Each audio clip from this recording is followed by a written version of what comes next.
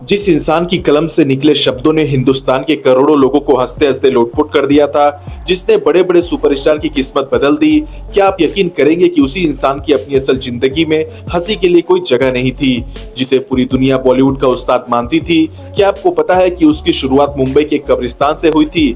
इतनी शोहरत, इतना नाम, पर्दे पर हजारों लोगों की भीड़ में रहने वाला वो चमकता सितारा आखिर क्यों अंदर से इतना अकेला और टूटा हुआ था? वो शख्स जिसने हिंदी सिनेमा को डायलॉग बोलना सिखाया, वो अपनी जिंदगी के आखिरी पलों में पूरी तरह खामोश क्यों हो गया? क्या कादर खान की काबिलियत ही उसकी सबसे बड़ी दुश्मन बन गई थी? आखिर क्यों अमिताभ बच्चन जैसे महानायक के साथ खड़ा रहने वाला यह इंसान अचानक फिल्म इंडस्ट्री के नक्शे से गायब हो गया? क्या सच में राजेश खन्ना और कादर खान के बीच हुए एक तीखी विवाद ने इंडस्ट्री के समीकरण बदल दिए थे? क्यों कादर खान को अपनी ही लिखी फिल्मों के सेट पर अपमानित महसूस करना पड़ा? क्या मनमोहन देसाई और प्रकाश मेहरा जैसे दिग्गज डायरेक्टर ने सच में कादर खान की कलम का इस्तेमाल करके उन्हें बिल्कुल अकेला छोड़ दिया था? आखिर शक्ति कपूर और गोविंदा के साथ उनकी जोड़ी सुपरहिट होने के बावजूद कादर खान को सिर्फ एक फूहड़ कॉमेडियन क्यों कहा गया? और सबसे बड़ा सवाल, क्या अमिताभ बच्चन को अमित जी ना कहना कादर खान के करियर की सबसे बड़ी गलती थी, जिसने उन्हें रातों रात अर्श से फर्श पर लाकर खड़ा कर दिया? चलिए आज इस कहानी को परत दर परत खोलते हैं और देखते हैं उस कादर खान को जिसे दुनिया ने तालियों की गड़गड़ाहट में खो दिया। ये कहानी शुरू होती है 1937 में काबुल, अफगानिस्तान के एक बेहद गरीब और धार्मिक परिवार में। कादर खान के पिता मौलवी अब्दुल रहमान खान और माँ इकबाल बेगम के घर जब कादर खान का जन्म हुआ तो खुशियों से ज्यादा खौफ का साया था। कादर खान से पहले उनके 3 बड़े भाई हुए थे, लेकिन अफसोस तीनों ने ही 8 साल की उम्र पार नहीं की। मौत का वो सिलसिला इतना डरावना था कि कादर खान के माता पिता काबुल छोड़कर मुंबई भाग आए। उन्हें लगा कि शायद सरजमी बदलने से बेटे की तकदीर बदल जाएगी, लेकिन मुंबई के कमाटीपुरा में कदम रखते ही उनका सपना एक ऐसी कड़वी हकीकत से हुआ जो मौत से भी बदतर थी। कमाटीपुरा मुंबई का वो इलाका जो वेश्यावृत्ति, गरीबी और अपराध के लिए जाना जाता था। कादर खान का बचपन मखमल पर नहीं बल्कि उसी गंदगी और तंग गलियों के बीच बीता। साल 1942, कादर खान की उम्र मुश्किल से 5 साल रही होगी। गरीबी इतनी भयंकर थी कि घर में 3-3 दिन तक चूल्हा नहीं जलता था। कादर खान ने एक इंटरव्यू में खुद बताया था कि उनकी माँ उन्हें अक्सर मस्जिद भेज देती थी ताकि शायद वहाँ कोई उन्हें कुछ खाने को दे दे, लेकिन छोटे कादर का मन मस्जिद से ज्यादा पास ही के एक कब्रिस्तान में लगता था। वो घंटों उस कब्रिस्तान की कब्रों के बीच बैठकर चिल्लाते थे, जोर जोर से डायलॉग बोलते थे जैसे कोई एक्टर स्टेज पर परफॉर्म कर रहा हो। एक दिन एक बुजुर्ग ने उन्हें वहां चिल्लाते हुए देख लिया। उन्होंने पूछा, बेटा यहाँ मुर्दों के बीच क्या कर रहे हो? कादर खान ने मासूमियत से जवाब दिया, मैं रियाज कर रहा हूँ। उस बुजुर्ग ने हंसकर कहा, ये जगह मुर्दों की है, जिंदों की नहीं। अगर चिल्लाना है तो दुनिया के सामने चिल्लाओ। वो छोटी सी बात कादर खान के दिल में बैठ गई, लेकिन भूख का क्या? जब माँ को पता चला कि उनका बेटा कब्रिस्तान में जाकर ड्रामेबाजी करता है तो उन्होंने गुस्से से नहीं बल्कि रोते हुए कहा, कादर ये एक्टिंग पेट नहीं भरती, पढ़ लिख ले वरना इस गटर से कभी बाहर नहीं निकल पाएगा। धीरे धीरे कादर खान के असली पिता और माँ के बीच अनबन बढ़ गई और उनका तलाक हो गया। इसके बाद माँ ने मजबूरी में दूसरी शादी की। वो सौतेला बाप कादर खान के लिए किसी विलन से कम नहीं था। वो अक्सर कादर खान को ताने देता और बात बात में मारता था। एक दिन घर में खाने का एक दाना नहीं था। कादर खान की माँ ने उन्हें चुपके से 2 रुपए का सिक्का दिया और कहा, जा जाके राशन ले आ। कादर खान जब गली से गुजर रहे थे तो उनके सौतेले बाप ने उन्हें पकड़ लिया और वो पैसे छीन लिए। कादर रोते रहे, गिड़गिड़ाते रहे कि अम्मी भूखी है, लेकिन वो शख्स का दिल नहीं पसीजा। उस दिन कादर खान ने अपनी मुट्ठियां भींच ली थी। उन्होंने तय कर लिया था कि वो इतने पैसे कमाएंगे कि कभी किसी के आगे हाथ ना फैलाना पड़े। गरीबी के बावजूद कादर खान पढ़ने में बहुत तेज थे। वो म्यूनिसिपल स्कूल में जाते थे जहां दूसरे बच्चे उनका मजाक उड़ाते थे क्योंकि उनके कपड़े फटे होते थे और जूतों के तलवे घिस चुके होते थे। एक बार स्कूल के एक फंक्शन में कादर खान को एक नाटक में हिस्सा लेने का मौका मिला। उन्होंने एक बूढ़े पिता का किरदार निभाया था। जब नाटक खत्म हुआ तो हॉल में सन्नाटा था। लोग हैरान थे कि एक 10-12 साल का बच्चा इतनी गहराई से कैसे बोल सकता है। स्कूल के प्रिंसिपल ने उन्हें बुलाकर कहा, कादर तेरे पास शब्दों की ताकत है। ये पहली बार था जब कादर को लगा कि उनके फटे कपड़ों के पीछे कलाकार छिपा है। वक्त बीता, कादर खान ने अपनी मेहनत के दम पर इंजीनियर की पढ़ाई शुरू की। मुंबई के साबू सिद्दीकी कॉलेज ऑफ इंजीनियर में वो पढ़ रहे थे और साथ ही साथ ड्रामे भी लिख रहे थे। 1970 के दशक की शुरुआत थी। कादर खान ने एक नाटक लिखा जिसका नाम था ताश के पत्ते। इस नाटक के एक शो के दौरान ऑडियंस में एक शख्स बैठा था जिसकी नजरें कादर खान से हटी नहीं रही थी। वो शख्स थे उस जमाने के मशहूर कॉमेडियन आगा सर।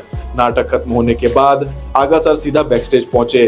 उन्होंने कादर खान का कंधा थपथपाया और कहा, ये जो तुमने लिखा है ये हीरा है, क्या तुम फिल्मों के लिए लिखोगे? कादर खान थोड़े झिझके, उन्हें लगा फिल्मों की दुनिया उनके जैसे गरीब लड़कों के लिए नहीं है। उन्होंने कहा, सर मैं तो इंजीनियर बनना चाहता हूँ। आगा सर हंसकर बोले, इंजीनियर तो बहुत मिलेंगे पर ऐसा लेखक नहीं मिलेगा। फिर आगा सर ने कादर खान की तारीफ जाकर महान एक्टर दिलीप कुमार से कर दी। दिलीप कुमार साहब ने कादर का नाटक देखने की इच्छा जताई। कादर खान नर्वस थे। दिलीप कुमार, जिन्हें वो अपना आइडल मानते थे, वो उनका नाटक देखने आ रहे थे। नाटक के बाद दिलीप कुमार इतने इंप्रेस हुए कि उन्होंने कादर खान को गले लगा लिया। दिलीप साहब ने कहा, मियां तुम बहुत ऊंचा जाओगे, मेरी अगली फिल्म संगीना और बैराग में तुम मेरे साथ काम करोगे। ये कादर खान की जिंदगी का सबसे बड़ा टर्निंग पॉइंट था। जिस लड़के ने भूख देखी थी, आज वो शहंशाह जज्बात के बगल में खड़ा था। जल्दी कादर खान के काम की चर्चा पूरी इंडस्ट्री में होने लगी। 1974 में फिल्म रोटी बन रही थी, जिसे मनमोहन देसाई डायरेक्ट कर रहे थे और लीड रोल में थे सुपरस्टार राजेश खन्ना। कादर खान को इसके डायलॉग लिखने के लिए बुलाया गया। सेट पर एक बार राजेश खन्ना ने कादर खान से कहा, लेखक साहब ये सीन थोड़ा बदल दो, मुझे ये डायलॉग जम नहीं रहा। कादर खान, जो अपनी राइटिंग को लेकर बहुत पक्के थे, उन्होंने साफ मना कर दिया। उन्होंने कहा, राजेश जी ये डायलॉग कहानी की मांग है। राजेश खन्ना उस वक्त अपने करियर के पीक पर थे, उन्हें ना सुनने की आदत नहीं थी। माहौल गर्म हो गया, लेकिन जब मनमोहन देसाई ने वो डायलॉग सुना तो वो उछल पड़े। उन्होंने राजेश खन्ना से कहा, काका ये लड़का जो लिख रहा है वही फिल्म को सुपरहिट बनाएगा। उस दिन कादर खान ने साबित कर दिया कि एक राइटर की कलम सुपरस्टार की ईगो से भी बड़ी होती है। आपको जानकर हैरानी होगी कि कादर खान को उनकी पहली फिल्म के लिए सिर्फ 121 रुपए मिले थे, लेकिन रोटी के बाद उनकी डिमांड ऐसी बढ़ी कि प्रोड्यूसर उनके घर के बाहर लाइन लगाने लगे। रोटी के लिए उन्हें 1,25,000 रुपए का चेक मिला, जो उस जमाने के लिए एक राइटर के लिए बहुत बड़ी रकम थी। जब कादर खान वो चेक लेकर घर पहुंचे और अपनी माँ के हाथों में रखा तो उसके माँ की आंखों से आंसू आ गए। कादर ने कहा, अम्मी अब आपको भूखा नहीं सोना पड़ेगा। उस दिन उन्होंने कमाटीपुरा की उन अंधेर गलियों को हमेशा के लिए पीछे छोड़ दिया। फिर साल 1977 में मनमोहन देसाई अपने सबसे बड़े film Amar Akbar Anthony plan कर रहे थे। उन्होंने कादर खान को बुलाया और कहा, कादर मुझे ऐसे डायलॉग चाहिए जो गली के लड़के भी बोले और पढ़े लिखे लोग भी। कादर खान ने फिल्म का वो मशहूर डायलॉग लिखा, ऐसा तो आदमी लाइफ में 2 ही बार भागता है, या तो रेस में या फिर पुलिस के केस में। जब मनमोहन देसाई ने ये सुना तो उन्होंने कादर खान को गोद में उठा लिया। उन्होंने कहा, तू तो जादूगर है। इसी फिल्म ने कादर खान को अमिताभ बच्चन के और करीब ला दिया। अमिताभ बच्चन और कादर खान की जोड़ी यहीं से वो रफ्तार पकड़ी कि अगले 2 दशक तक हिंदी सिनेमा का हर बड़ा डायलॉग कादर खान की कलम से ही निकला। लिखने के साथ साथ कादर खान के अंदर का वो कब्रिस्तान वाला एक्टर अभी भी जिंदा था। 1973 में यश चोपड़ा की फिल्म दाग में उन्हें एक छोटा सा रोल मिला, एक वकील का। कादर खान ने उस छोटे से रोल में भी अपनी आवाज और अपने लहजे से सबको चौंका दिया। लोगों को लगा कि ये कोई नया मंझा हुआ एक्टर है। इसके बाद मुकद्दर का सिकंदर, लावारिस और नसीब जैसी फिल्मों में उन्होंने एक्टिंग और राइटिंग दोनों का लोहा मनवाया।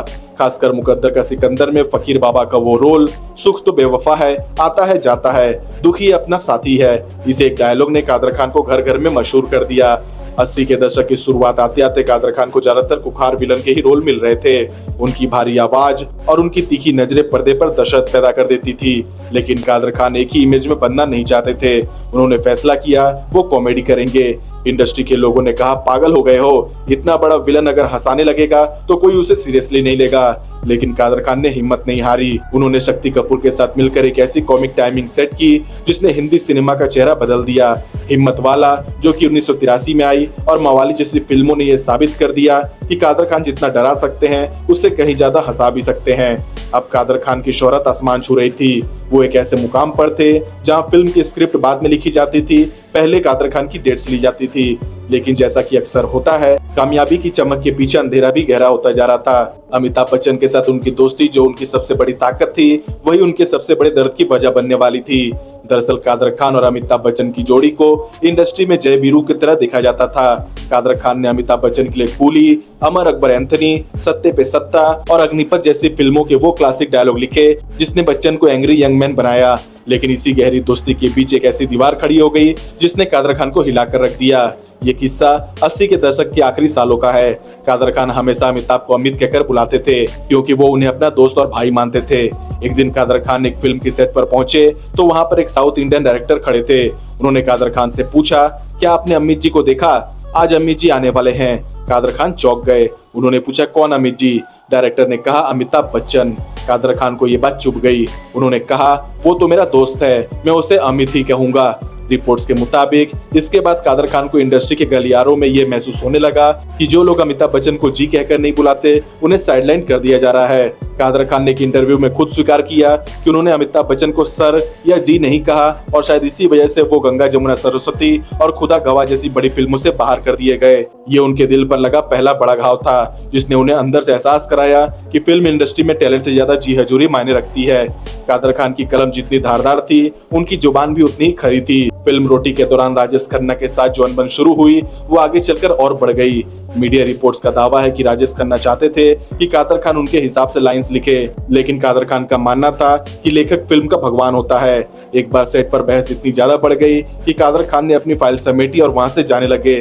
उन्होंने साफ साफ कह दिया, काम करना है तो मेरी शर्तों पर होगा, वरना अपनी फिल्म खुद लिख लो। सुपरस्टार के इस दौर में किसी राइटर की यह हिम्मत उस वक्त बहुत बड़ी बात थी, जिसने कादर खान के खिलाफ कई दुश्मन खड़े कर दिए। फिर साल आगे बढ़ा और 90 के दशक में कादर खान ने अपनी इमेज पूरी तरीके से बदल ली। उन्होंने गोविंदा और डेविड धवन के साथ मिलकर कूली नंबर 1, राजा बाबू और साजन चले ससुराल जैसी ब्लॉकबस्टर फिल्में दी। लेकिन इसी दौर में एक नई कंट्रोवर्सी ने जन्म लिया। क्रिटिक्स ने कहना शुरू कर दिया कि कादर खान अब फुहर कॉमेडी करने लगे हैं। शक्ति कपूर के साथ उनके कुछ डबल मीनिंग डायलॉग पर खूब बवाल हुआ। अंदरूनी सूत्रों का कहना है कि कादर खान खुद इन डायलॉग से खुश नहीं थे, लेकिन प्रोड्यूसर और डायरेक्टर का दबाव उन पर भारी था। गोविंदा के साथ उनकी केमिस्ट्री बेमिसाल थी, लेकिन धीरे धीरे गोविंदा और डेविड धवन की जोड़ी में कादर खान कहीं खोने लगे। उन्हें लगा कि उन्हें सिर्फ एक सपोर्टिंग पिलर की तरह इस्तेमाल किया जा रहा है। क्रेडिट हमेशा हीरो और डायरेक्टर ले जाते थे। जैसे जैसे साल 2000 के बाद फिल्म इंडस्ट्री बदली, कादर खान के लिए जगह कम होने लगी। जिस इंसान ने 300 से ज्यादा फिल्मों में संवाद लिखे, उसे अब काम मांगना पड़ रहा था। मीडिया रिपोर्ट्स के मुताबिक कुछ नए दौर के डायरेक्टर ने तो कादर खान को यह तक कह दिया था कि आपकी राइटिंग अब पुरानी हो गई है। ये वो दौर था जब कादर खान की तबीयत बिगड़ने लगी। उनके घुटनों के ऑपरेशन के बाद उन्हें चलने फिरने में दिक्कत होने लगी। जिन लोगों को कादर खान ने अपने कंधों पर बिठाकर सुपरस्टार बनाया था, उनमें से कोई भी उनकी सुध लेने नहीं आया। शक्ति कपूर ने एक बार भावुक होकर कहा था, कादर खान को इंडस्ट्री ने भुला दिया। कादर खान अपने मुंबई वाले घर में अकेले पड़ गए थे। उनके पास सिर्फ उनकी किताबें और उनकी कलम बची थी। फिर जब कादर खान को लगा कि मुंबई की ये चकाचौंध अब उनके लिए अजनबी हो गई है, तो उन्होंने अपने बेटे सरफराज के पास कनाडा चले जाना सही समझा। वहां उनकी हालत और बिगड़ती गई। उन्हें प्रोग्रेसिव सुप्रा न्यूक्लियर पॉलिसी नाम की बीमारी ने जकड़ लिया, जिसमें इंसान धीरे धीरे बोलने और याद रखने की शक्ति खो देता है। जिस इंसान के डायलॉग पर थिएटर में सीटियां बजती थी, वो अपनी जिंदगी के आखिरी 1 साल में एक शब्द भी नहीं बोल पाया। फिर आया 31 दिसंबर 2018 का वो दिन, जब कादर खान ने इस दुनिया को अलविदा कह दिया। उनकी मौत के बाद पूरी इंडस्ट्री ने सोशल मीडिया पर शोक जताया, लेकिन कादर खान के बेटे ने कड़वा सच बोलते हुए कहा, मेरे पिता जब जिंदा थे तब किसी ने फोन तक नहीं किया, अब मौत के बाद ये दिखावा क्यों? लेकिन सबसे बड़ी कंट्रोवर्सी उनकी पद्मश्री सम्मान को लेकर थी। सालों तक उन्हें नजरअंदाज किया गया, लेकिन उनके मरने के बाद जब 2019 में उन्हें यह सम्मान मिला, तो उनके फैंस ने इसे बहुत देरी से किया गया इंसाफ करार दिया। तो क्या वाकई इंडस्ट्री ने कादर खान की अहमियत को तब समझा जब वो उन्हें खो चुके थे? कादर खान सिर्फ एक एक्टर या राइटर नहीं थे, वो एक इंस्टीट्यूट थे। उन्होंने उस दौर में फिल्में लिखी जब डायलॉग ही फिल्म की जान होते थे। आज भी अगर आप मुकद्दर का सिकंदर देखते हैं, तो आपको एहसास होगा कि कादर खान ने जिंदगी के फलसफे को कितनी सादगी से कागज पर उतारा था। उन्होंने विलन बनकर डराया, बाप बनकर रुलाया और कॉमेडियन बनकर ऐसा हंसाया कि आज के स्टैंड अप कॉमेडियन भी उनके आगे फीके लगते हैं। आज कादर खान हमारे बीच नहीं है, लेकिन कमाटीपुरा की उन गलियों से लेकर कनाडा के उस अस्पताल तक उनका सफर हमें ये सिखाता है कि शोहरत जितनी भी बड़ी क्यों ना हो, इंसान की साख उनके स्वाभिमान से बनती है। उन्होंने अमिताभ को जी नहीं बोला क्योंकि वो अपने वसूलों के पक्के थे, और भले ही इसके लिए उन्हें फिल्में खोनी पड़ी, लेकिन उन्होंने अपनी गरिमा कभी नहीं खोई। इंडस्ट्री के तमाम बड़े नाम जैसे शाहरुख खान, सलमान खान और आमिर खान आज भी मानते हैं कि कादर खान जैसा वर्सटाइल टैलेंट सदी में एक बार आता है, जिन्होंने हिंदी सिनेमा को वो जुबान दी जो आज भी लोगों के दिलों में धड़कती है। कादर खान की कहानी हमें एक बहुत बड़ा सबक सिखाती है। दुनिया आपको तभी तक याद रखती है जब तक आप उनके काम के हैं। तो अब मेरा सवाल यहाँ ये है कि जिस इंसान ने करोड़ों चेहरों पर मुस्कान बिखेरी, उसका अपना अंत इतना खामोश और तनहा क्यों था? क्या ये उस इंडस्ट्री की नाकामी नहीं है जिसने अपने सबसे अनमोल रतन को वक्त रहते वो सम्मान नहीं दिया जिसके वो हकदार थे? आपका इस बारे में क्या सोचना है? कमेंट में अपनी राय दें। और अगर आपको ये कहानी पसंद आई हो तो इसे लाइक, शेयर और सब्सक्राइब करना ना भूलें। और हाँ, अगर आप जानना चाहते हैं कि आशिकी फिल्म के मशहूर सुपरस्टार राहुल रॉय आज किस हालत में है, तो इस वीडियो पर क्लिक करके आप देख सकते हैं।